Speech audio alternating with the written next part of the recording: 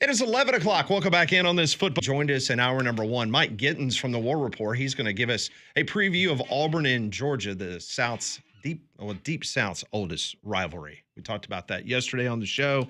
Later on, Kyle Parmalee talk a little high school. But we typically do it in the 12 noon hour. Landrum will be heading off to Boca Raton, Florida for the UAB Blazer game against Florida Atlantic that you can hear right here on Jocks tomorrow afternoon pregame show at 4 o'clock. So we decided we're going to move up Bet It or Forget It. So if you're new to the program, we come up with 5 games. We've got sides. We've got totals. You can either pass on the game or you can bet it. We keep stats. We keep records. This is Bet It or Forget It. The following is for entertainment purposes only. Listener discretion is advised. 3-man fronts. Bet it or forget it. All right, so what are the standings? This is the way they look as we head into this weekend's action. Landrum leads the gang at 21-14. Conrad is 20-15. Molly is 1 game under 500. Woo! At 17-18. A lot of ball left, Miles. Yeah, I know. Keep that head on a swivel over there, Chief. It was not a good week for Shut your mouth, punk. everyone on No, this it show. wasn't. It No. was not a matter of fact. Collectively as a group, you guys went 4-11. Woohoo! 4-11 against the spread. This is the answer score. We got to respond. But the So- week before you went 9-6 against the spread as a group. Hey, don't let them beat us twice. That's right. Don't let one bad week turn into 2 bad weeks. Nope. That's right. You got to double down. I like this slate of games a lot better than I did last week. I agree with that. All right, let's start with this one. Indiana on the road at Oregon. The Hoosiers are a 7.5-point underdog. Point total is 55.5. The Ducks are on a 24-13 spread run, while the Hoosiers have covered 14 of their last 20 games. This is the first meeting between the Ducks and Hoosiers in the last 20 years. Oregon is undefeated, but 2 of their non-con games, those teams are a combined 0-10 this season. So let's start with Landrum, who is in the lead at 21-14. You going to bet it or forget it? I'm absolutely going to bet it. I think the Kurt Signetti in Indiana, they are better than they were last year. But if you look at this Oregon team and dating back to last year, just how well they play on both sides of the ball when they're in Autzen. In Eugene, no, Vegas got it wrong. This should be a double-digit line. I like the Oregon Ducks at home to cover that number. Okay. Give me Oregon minus the points. He likes Oregon and the 7.5. Conrad. Not gonna lie, I was really banking on Landrum taking Indiana because he's become a supporter of the Hoosiers program. I and put a lot rightfully of stuff so. out there for you during the week. I know you would. You took it. Obviously, you have. But I'm going the same way as Landrum. I think it's pretty simple. I think Oregon right now, I would say them, Miami, and Ohio State are clearly the top 3 teams in college football. You get to play at home. Indiana, as we saw last year, really good against average and below average competition, but when they had to play the big boys in the conference, didn't go very well for them. Think Indiana's a good team, think they're better than last year, but I also think Oregon, maybe they're better than last year too. So give me Oregon. I'm with Landrum. I think they cover. I like the Ducks by 2 touchdowns. Molly. I'm actually going the opposite of you guys. What? I know. And hopefully this doesn't come back to bite me. With my luck, it probably will. But I'm actually taking Indiana in the points. I think that Oregon wins by a touchdown, which is a Okay. cover for Indiana. I don't know. I think that this is going to be a lot closer game than people realize because, like you guys said, Indiana is a lot better than they were last year, and they were good last year. And considering how the end of that Oregon-Penn State game looked, I know that was in Happy Valley, and Oregon was the away team. And, yes, they do have the home field advantage, but you know what they say, who's your daddy? Oh. I didn't know they said that. Huh. Yes, they do. Oh, wow. Huh. Google it. I still like Oregon to win, but I do think Indiana will cover. All right, game 2, Nebraska. Yeah! On the road, they're a 6.5-point favorite against the Terrapins. Point total is 48.5. The Huskers game total has gone over in the past 4 games, but Nebraska is 1-3-1 against the spread in its last 5 games on the road. Maryland, meanwhile, they are 3-7 against the spread in their last 10 games at home. So something's got to give here. Let's start with Conrad. You going to bet it or forget it? Oh, I'm going to bet it, Pat. Do not Do not make me regret this, Okay. Molly. I thought that I learned my lesson earlier in the year because we all got on the Nebraska hype train for the Michigan game, and they're going to do it, and we got let down, and we said we wouldn't go with the corn anymore. But I feel good after last week, got to cover by half a point taking Michigan State last week. So we're going to go with Nebraska. It's under a touchdown. I think Nebraska pulls it off. I like them to win by a touchdown. Give me Nebraska -6.5. Landrum.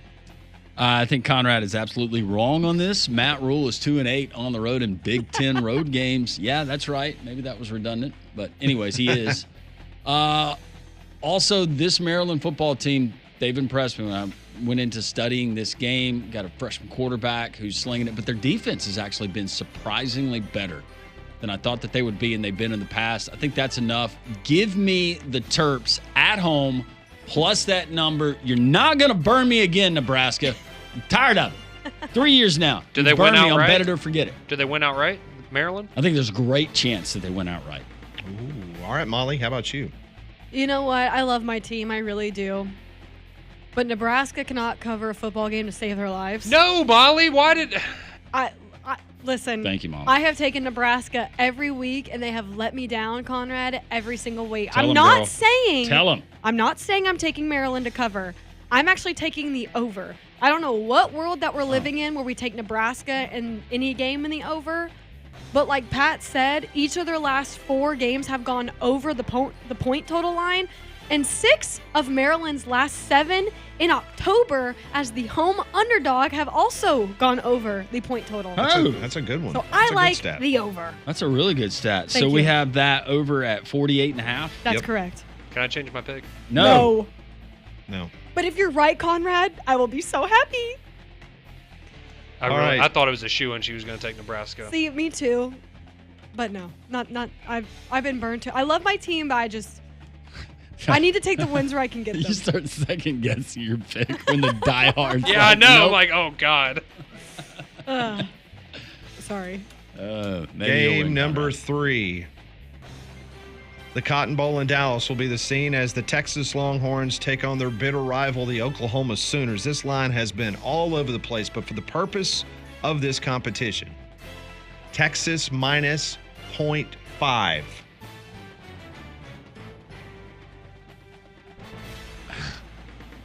Sweet. That's the point spread. Point total is 43.5. In the rivalry, the underdog is on a 23-15 against the spread run. Oklahoma has covered 10 times in their last 23 games. Not very good. All 5 of Oklahoma's games this season have stayed under the total.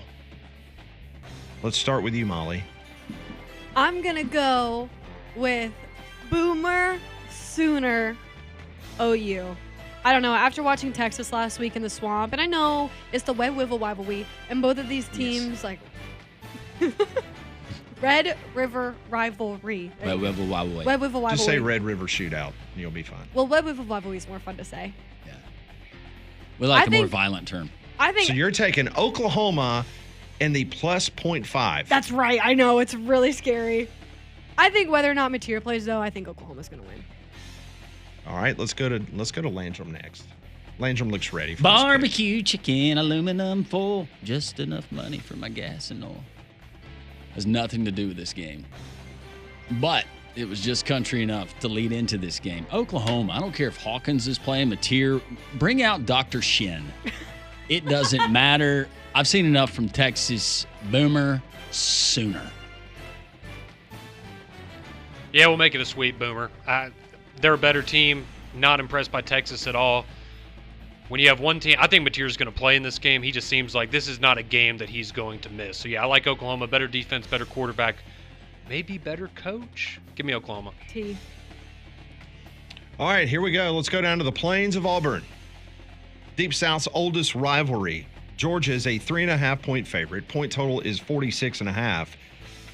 Not sure if you knew this or not, but Auburn is one of 14 FBS teams, including 3 from the Southeastern Conference, including LSU and Oklahoma, that hasn't allowed more than 24 points in any game this season. Under Kirby Smart, the Bulldogs are 9-1 versus Auburn. 3-1 at Auburn.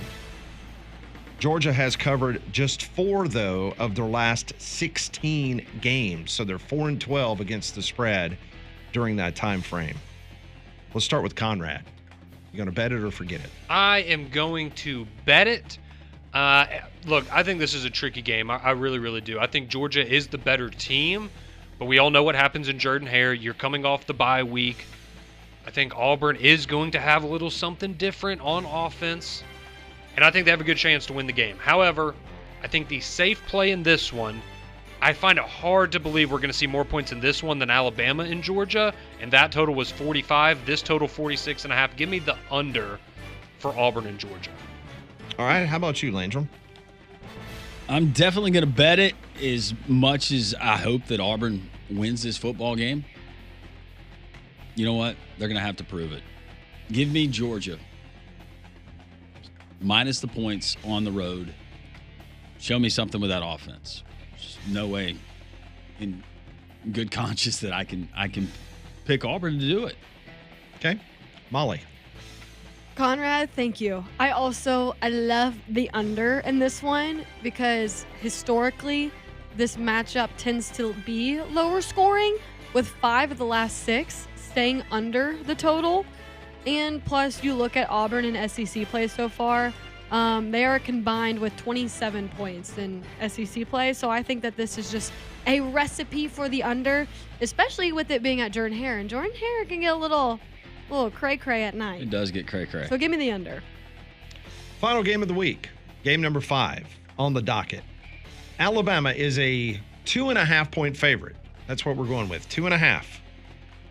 Point total is 52.5. Kalen DeBoer is 17-3 across 20 career matchups with teams ranked in the AP top 25. 17-3. Alabama has won all 5 meetings since the Tigers joined the Southeastern Conference, going 4-1 against the spread. The over is 8-2 in Missouri's last 10 games. Tigers have a 15-game home winning streak in Como. Let's start with Landrum. Bama minus 2.5, point total 52.5. Give me Bama. Everything sets up for this game. The momentum that they're playing with, I think playing on the road, the early start is advantageous to this particular football team. The turf out there at Fairrow Field, you think Missouri's fast on it? Wait until you see Alabama's team speed on that turf. Give me Alabama all day long. I think that they win this game comfortably. Molly. I like the Auburn-Georgia matchup. I really like the under in this one. With it being an early kick, it might be a little bit of a slow start. 52.5, and plus, I look at the past couple of games for Alabama, and I've taken the over, and none of them have hit. So you go under. So I go under. Going under. All right. Conrad Van Order, with your 20-15 record on the season.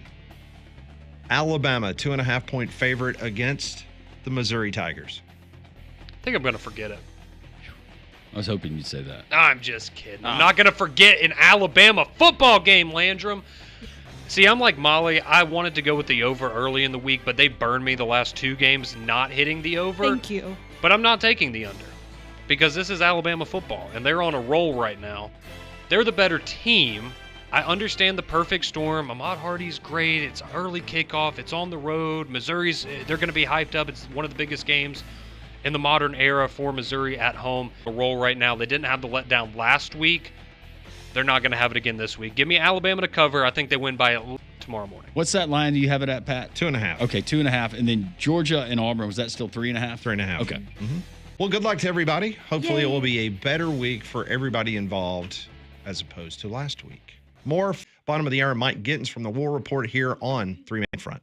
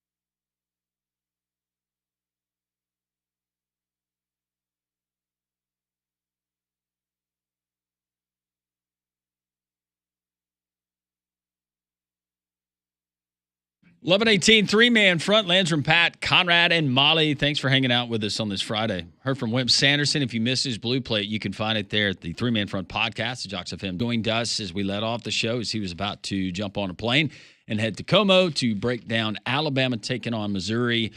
Early tomorrow, we got Mike Gittens coming up to give us an Auburn, Georgia preview. Every day here on the show, join millions of users. Sign up for America's #1 fantasy sports app and Prize Picks. When you download the Prize Picks app today, you use code WJOX. Get $50 in lineups after you play your first $5 lineup. That's code WJOX. Get the $50 in lineups after you play that first $5 lineup. And today we're going to go with a game coming up tomorrow, a couple of games coming up tomorrow, but actually just one in particular, Alabama and Missouri. We're going college football. Conrad, Ty Simpson, he has been on a heater, as the kids like to say. Time for a heat check for Ty Simpson. 1.5 passing touchdowns. Are you going more or less? How can you not go more? He's got the hot hand right now. More for Ty Simpson. I agree. I'm going to go more with that. So if Ty Simpson, if you're new to Prize Picks, throws for 2 or more touchdowns, we win on that player projection. Ahmad Hardy, talented running back for the Missouri Tigers, rushing yards, 102.5, more or less against that Alabama defense. I think that's an easy more. He's going to get his best running back in the country. Got to go more for Ahmad Hardy too. Okay. I was split on that one. I was going to lean under that Alabama's defense would actually step up, but I'll blame you, as I always do. All right, so you're going to say more on both. If both of those player projections hit, we're a winner. You can be a winner too. Download the Prize Picks app today. Use code WJOX to get the $50 in lineups after you play the first $5 lineup. Prize Picks is good to be right. So last night we had 4 college football games. 4. Kennesaw State, they upset Louisiana Tech at home. That was a big win for them. They're now 2-0. In Conference USA with a 35-7 win against the Ramblin' Wreck of Ruston, Louisiana. Meanwhile, Tulane, that was a weird game, Landrum. Tulane 26-19. Under hit, which is good. That under did hit, but man, towards the back end of the game, that the time management and things that happened in that game was very odd. If you missed it, Tulane and East Carolina were tied late in the fourth quarter, and Tulane was just managing it. It was textbook, working it down the field, going to set up for a field goal. Yeah. And then on a play where it looked like maybe they were going to set up right there, it would have been a 20, 25-yard field goal right in the center of the field. Chip shot. But there was 35 seconds left. And so the thought was, well, they're going to drain the clock down, call a timeout with 3 seconds left. Kick will, as time expires, probably win it. Instead, they go with like a naked boot, and it looked like that East Carolina they're just allowing them to score. So instead of the field goal, they do get the 7 points, but it gives East Carolina 35 seconds to operate, and it got a little hairy on that final drive. Sure did. Tulane gets the win, so they're now 5-1, 2-0 in the American. East Carolina falls to 1-1, 26-19 the final. How about Jacksonville State? Big win on the road against Sam Houston. The Gamecocks are now 3-3, but more importantly, they're undefeated still in Conference USA. They get the win 29-27. And Southern Mississippi, you warned us yesterday, better have your head on a swivel when you go to Georgia Southern and play a football game. And the Southern Mississippi Golden Eagles, they win 38-35. Southern Miss undefeated in the Sun Belt, 2-0. Yeah, and they've already equaled the Vegas over-under win total that they had preseason. Remember we had that brief conversation where it was just one of those that jumped out to me. Charles Huff's a really good coach. He did a great job at Marshall. He's doing a great job in Hattiesburg. That has not been an easy job for the last 20 years. And plus, he took, 75% of his Marshall players to There's Hattiesburg. continuity that's there. But, yeah, they're playing good football. Very much so. Tonight is going to be what some people are already saying that this is the biggest G5 game maybe of the year. And they're talking about North Texas hosting number 24 South Florida. Both teams 1-0 in the American. South Florida 4-1 on the season. North Texas, if you have not paid attention, they're 5-0, undefeated in the American. And right now, North Texas, I believe, is a 1.5-point favorite against South Florida. Yeah. In North Texas, they can score almost at will. Their defense is not great.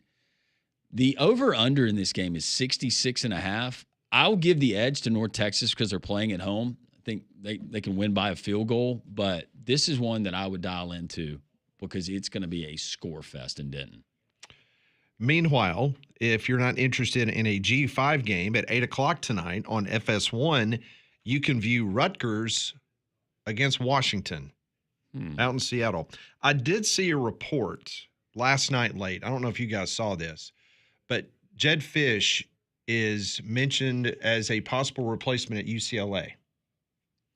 Thought that was very interesting. I don't know why you would leave Washington for UCLA, I but don't either, Pat. Makes no sense unless they're backing up the Brinks trucks for you. I mean, I even then- understand going from Tucson to Seattle. I get that. But from Washington to UCLA, wow. And I don't think the money's going to be comparable. I mean, unless you just want to live in Southern California. Yeah. He's got a great quarterback up at Washington. I mean, they're coming along. I feel like UCLA's going to be relegated to having to get somebody. Let's just throw out a guy who's in that state working right now, Brian Harsin. Yeah. Seems like that would be the type of hire. Or if Dan Mullen wanted to leave UNLV. Washington is a 10.5-point favorite tonight against the Scarlet Knights. Brian Harsin and Nico, I'm just imagining that relationship and how that would work. No, Nico would be out the door. He would be gone. Yeah, probably so. No, As would Brian all their Harsin and running backs. Nick, Nico's dad. That's what I'd be interested in watching. 8 o'clock also kickoff on CBS Sports Network. You can see Fresno State 5-1, 2-0 in the Mountain West. They're going to take on Jay Norvell. His name has been mentioned as the possibility of being on a major hot seat. 0-1 in the Mountain West. So if you start out 1-5 overall, Colorado, pretty good job there, but I think they are getting very restless there in Spring. So we'll see that game tonight at 8 o'clock. When we come back, we'll talk about Auburn and Georgia. Mike Gittens from the War Report will join us next.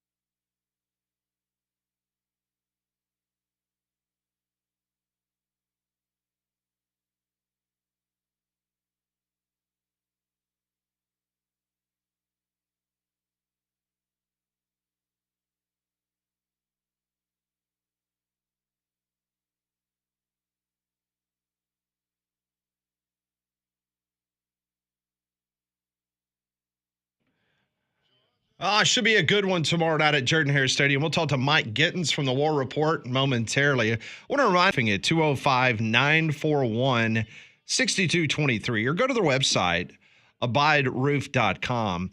Your roof in your home is the first line of defense, and that's why you need to call Travis Lloyd and his outstanding local roofing team, because firsthand how good they are. Travis and his team at Abide Roofing helped me a few years ago. They got me a brand new roof, even when my insurance company made it a hassle. They're licensed, bonded, insured, true pros who care about your home as much as you do. So I know that we're getting some heavy rain coming up next week, and that means that could present some problems if you've got some loose shingles or perhaps you need to have a full roof replacement. So call Abide Roofing today. Get started with that free consultation. They can get on your roof free of charge, no strings attached. 205-941-6223 or go to abideroof.com. Auburn taking on Georgia. Jordan-Hare tomorrow night on the plains of Auburn. Mike. No, I'm doing good, guys. Thanks for having me. As always, it's the Deep South's oldest rivalry week. So we'll see what Auburn has in the tank here this Saturday. I feel like it's a kind of a do or die week for Hugh Freeze in Auburn. Yeah, and that's where I wanted to start, Mike. Feels like there's a good bit more pressure now on Hugh Freeze given the offense's performance, another close loss, but it seems like the people who are influential down at Auburn that make decisions, now it feels like it's put up, aren't going to cut it. Yeah, look, sources told me that he's been told that some things will be evaluated after this game, depending on how this game goes. You are where close you said all the hubbub about that's about making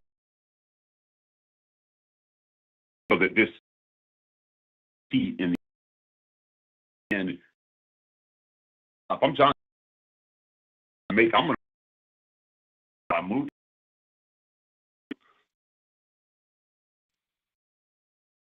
Still have the NIL.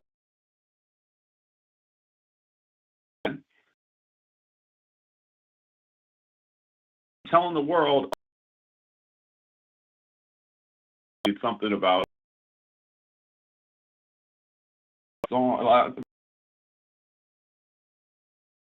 fans don't need to tell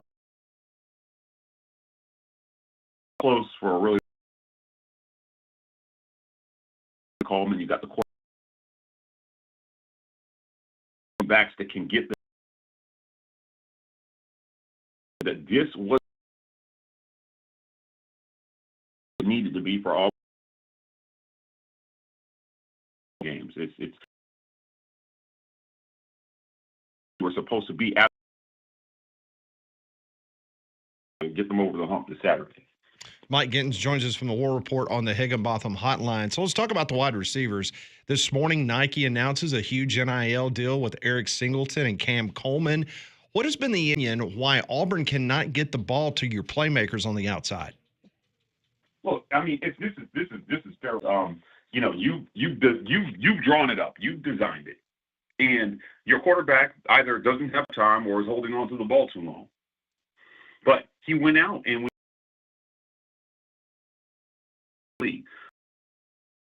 guys, I can make a play.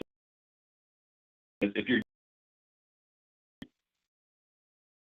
to the you still matter. Something consider to have some that they missed.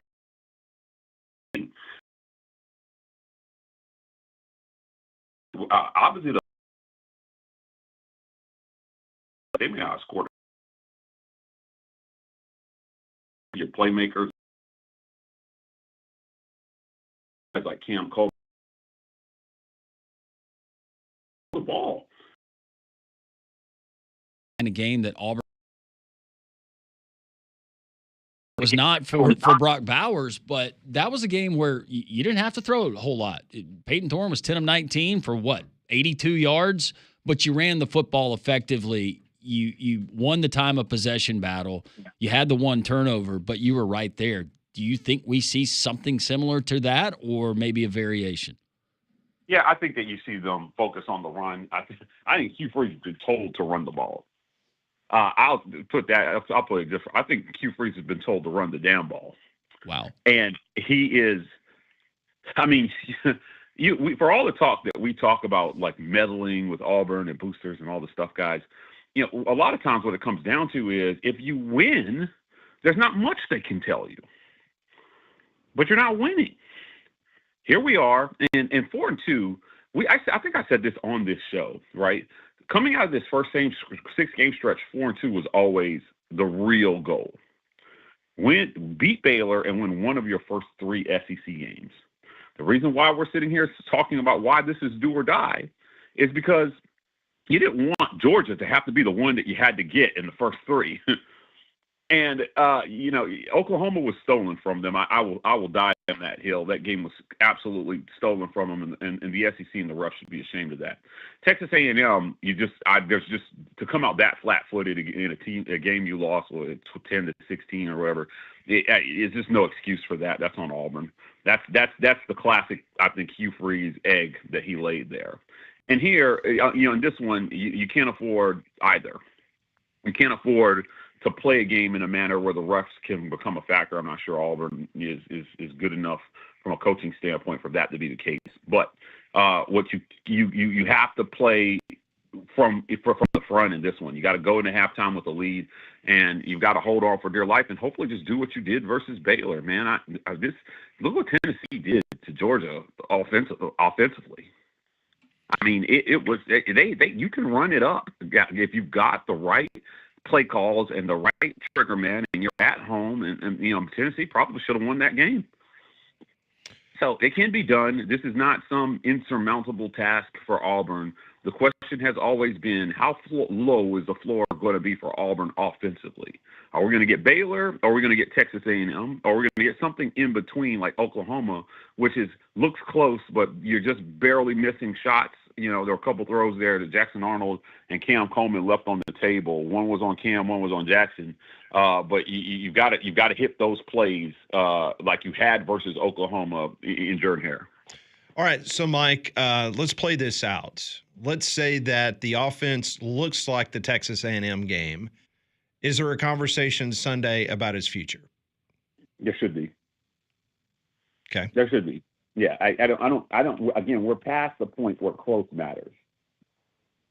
You just got to win football games, man. You'll be 3-3 coming out, and to get to 8 games, right? You've got to win 5 out of your last 6. Looks better. Pavia still super confident coach, but they still got a lot of offensive firepower, man. Bobby Petrino is the coach of that team. Outside of Mercer and Kentucky, I'm not sure that there's a game, if you lose this one, that you feel super confident about. They'll get their fair share. They'll get a few here and there, but this stops the wheels from coming. You win Saturday, you stop the wheels from coming off, man. But if you don't, I don't care what it looks like. I think there should be I don't think there's a world where Auburn loses this game and we're not sitting here having a discussion about something that either went terribly wrong or just barely went wrong in that same kind of frustrating way that says, how can they still be doing this? I don't know. You guys tell me. What's the scenario where Auburn loses this game by a close score and we're not sitting here saying, damn it, they blew it again. He did it again. He abandoned the run again. No. Jackson Arnold missed the throw again. The line gave up a sack again. They've just got to win. Preach. They should have won more games than they did last year with less talent. Mike, no, I think now the sentiment of the Auburn fan base, you still have some of your diehards, but I think most people are frustrated and they're ready to see results because you look around the country at other people, the collective that Auburn has, that don't have the roster still. They're still either winning football games or they're coming close. Hugh Freeze has been able to do for the most part, with the exception of a win over Texas A&M last year. Yeah, look, the way I would look at this is look what Eli Drinkwitz is doing at Missouri. Yeah. With not nearly the kind of NIL support that Hugh Freeze has had, a $92 million training facility that rivals some NFL facilities. Without the support to show games, man. Saying that was we showed out.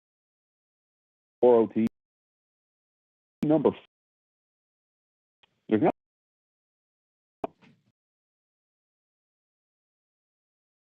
There's not a lot of places that in the year that was. Every Auburn player came back. What this place means to people is something. It's special. It's different. Yep. And for the results to be what they are, right? Like I respect everything Bruce Pearl has been able to do at Auburn, but what he did was he built it first and then had to beg for the support after he started winning. Yep. And to this day, man, when I sat down with Stephen Pearl, he said, "Man, we're near the bottom of the SEC, if not the bottom, in what we do in NIL." And he retired, having run Auburn to two Final Fours in 6 years, without getting the championship, and he hands it off to Stephen as a well-oiled machine. And now Stephen has got to he's got to rally the support. Yep. And every other coach on this campus is they're having to build it first. Auburn football is the only program where when you get hired, as long as they want to hire you, I'm excluding Brian Harsin from this. Yeah. When you get hired, the support comes before the results. Yeah, you're right. So all of that being said, before we let you go, what's your prediction for this game? Look, we do a segment called Boss Toss Loss before the season. Bosses being the wins, the tosses being, the we don't knows, and the losses being, the absolute just they're going to lose. This is the only game I had in the loss column. Okay. And I would not be sitting here honestly with a straight face if I told you anything that happened the last 2 weeks made me change my prediction from before the season to now on whether Auburn is going to win this game. I think Georgia wins it. I think they win it by a couple scores. I'm happy to come back on this show next week, guys, and eat crow on this prediction. But I don't know. I think this is the beginning of the end for Hugh Freeze. Some of the things that I hear coming out of the program right now are concerning, and I think that I feel bad because I think John Cohen really believed in Hugh and wanted him to do well, and he's defended him. But Saturday might be the end of that project. Mike, we always appreciate the time. Try to enjoy the game, and we will talk to you soon. I'm sure we'll have plenty to talk about down there. All right, thanks, guys. Thank you. Mike Gittens. Lot in that. Joining us on the Higginbotham Hotline, you deserve solutions that are built for you. Higginbotham is your one-source solution for insurance, financial, and HR. Edition of Three-Man Front continues on Jocks.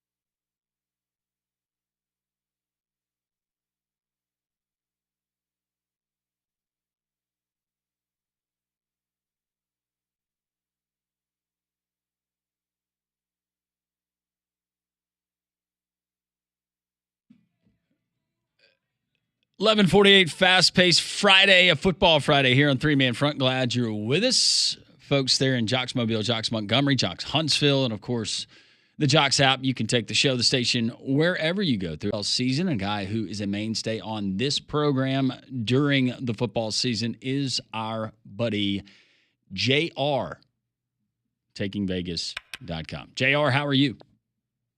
Landrum, man, I am looking so forward to an action-packed weekend. Even tonight, I've got a big move in college football I'm making tonight. It's not an exciting game, but my client's going to make money, and that's all that matters. Plus, I am giving away to everybody in the Alabama area not one, but two huge winners in the SEC. It's my text the word win to the number 545454. You'll get the point spread winner of Alabama, Missouri. That one is Bama on the road -3 taking on Mizzou 5-0. I'll let you know whether or not they're going to win and cover that game. Plus the winner of number 11, LSU taking on South Carolina. That line opened at 10.5. It's down to 8.5. I'll let you know whether or not LSU wins or covers that matchup as well. So all you got to do, text the word win. That's WIN to the number 545454. And you'll get both those games absolutely free. You'll get them via text message. JR, your free pick on the air last week with the Colts, it hit, and we'll get to your free pick a little bit later on in the conversation. But first, you know why there's a conspiracy theory that it's all scripted in the NFL? Like the stuff we got last night with the Giants inexplicably beating and doubling up the Eagles. I mean, I keep hearing all this, and I hate defending the NFL. Obviously, my job is to constantly beat the sports books and, be able to see it being played out in advance. And I look at it behind closed doors like it is almost like the WWE, right? I want to see what's the best storyline in this game and, what's the best situational thing in this particular game. Like I lost a game this past weekend, a game that I would give out again and again, just, on paper it looked so good. And that was the LA Chargers. The Chargers were coming off a loss against the New York Giants, but that game was played on the other side of the country. The game was at and that was a game I had given out to you guys on the air. So I thought they would come back home last week, and I thought they would take on Washington, which, by the way, Washington was on multiple games on the road in a row. Plus, they had a quarterback that was banged up. He had sprained his knee 2 weeks prior, was playing with a knee brace, and two of their best wide receivers were out. Meanwhile, the Chargers, before they lost to the Giants, were playing the best fundamental football in the NFL. They were the least penalized team in the NFL. And then they come out, and it was like the referees were just, piled up. Everything they did was being called. It was insane to me. But, here's the other question I have about the refs. How come the NFL is the only sport, whether it's hockey, whether it's any other sport, that's what they do for a living. How come in the NFL this is like a side gig for them? Can't they spend more time studying and learning a little bit more about how to be a better ref, or at least get guys that are in better shape out there and can keep up with the game, not just the 75-year-old that deserves to be out there? It doesn't make sense to me. Good stuff. JR, continuing, takingvegas.com. We will get to the text line number that you can weigh in, and you can get some of those college football winners he's going to have for the weekend and the free pick coming from the NFL. But we always touch on money management, especially this time of the season. It's the midway point of the college football season, and bankroll and your customers. Truly is, and I hate going off on that tangent before, so I apologize. But there's so much I can say about officiating and everything else and storylines. But when it comes to money management, this is where we really, really, are just far, far, far ahead of all the regular players out there. And this is why the books are scared of my players when they play in their sports books, because we're smart. And I use so many different strategies, it's insane. The one that I like to start when I'm dealing with somebody who may be a little smaller, they're not coming into this betting thousands on a game. So a guy that's betting a few hundred or even a nickel on a game, I would put them in what I call a 50-33. And it's really simple. Anyone out there listening can do this. Every 3 net wins increase by 50%. Every 2 net losses lower your bet by a third. Okay. And if you do the math on that, you're basically, if you go ahead, you're using the house money that you're ahead to get ahead and make another 50% increase. Whereas you have a built-in stop loss where if you have 2 net losses, and that doesn't mean back-to-back losses. You can win 12 in a row and then go 1-3. That's 2 net losses. So you would minus a third of what you were betting after making your 50% increases. So if you're betting 200 a game, let's say, you get 3 wins in a row, you make 600. Use that 600 to go up to 300 on your next bet. And if you lose 2 of those games, give back the 600 that you were up, you go back to what you were doing, betting 200 a game. So I call it the 50-33, simple, 3 net wins, increase by 50%, 2 net losses, lower your bet by a third. But guys, instead of trying to figure it all out on your own, get involved with somebody that not only has the best strategies in the business, but we win like crazy. Okay, so do yourself a favor. Text the word WIN to the number 545454. I'll give you the winner of LSU South Carolina, and you're also getting the winner of that Alabama-Mizzou game I know you guys are going to be tuned into. So text the word WIN to 545454. All right, quickly, let's get that free pick out of the NFL. You had the Colts last week. Something tells me you might be riding that hot hand. I think we've used the Colts 3 times, and we're 3-0 so far with them, and there's no reason not to ride them again. They're at home against an Arizona team that, I mean, first off, they played terrible football last week. They should have won that game. The fact that he dropped that ball and then all the mishap on the sideline, the coach gets, a $100,000 fine this week for putting his hands on a player, which wasn't even really putting his hands on him. I think it's a joke that the NFL is stepping in and doing that. That's another story, but I'm sticking with the Colts. But I started giving this out at -7. It's up to 7.5. Buy the point, guys. Get it down at Colts -6.5 to get the job done against the Cardinals. The Colts are at home, and they are hard to keep up with. This is an offense that just